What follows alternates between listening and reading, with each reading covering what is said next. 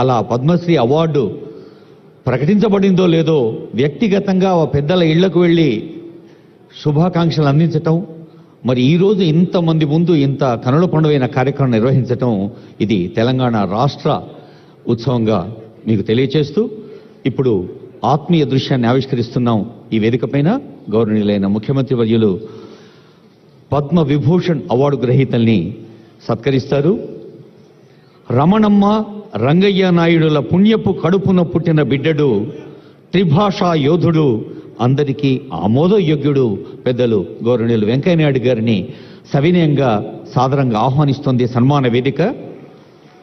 భాషపై అద్వితీయమైన పట్టు, మాటల కనికట్టు, పద్ధతి లేనితనం పనిపట్టు, మనదైన తెలుగు కట్టు బొట్టు, విద్యార్థి నాయక దశ నుంచి రాజ్యాంగ ఔన్నత్య పదవి ఉపరాష్ట్రపతి దాకా తిరుగులేని హిట్టు. సాక్షాత్తు దేశ ప్రధానమంత్రి అన్నారు, వారి మాటలు వేగంగా స్వారీ చేసే గుర్రంలా సాగుతాయని. అలాంటి పెద్దలు వెంకయ్యనాయుడు గారు పద్మ విభూషణ్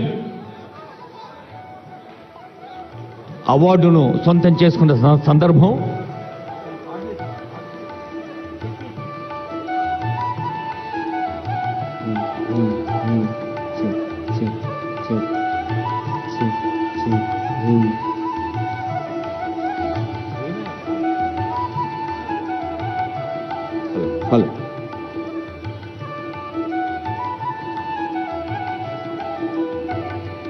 ఈ సన్మానంలో మనం సైతం పాలు పంచుకున్నాం.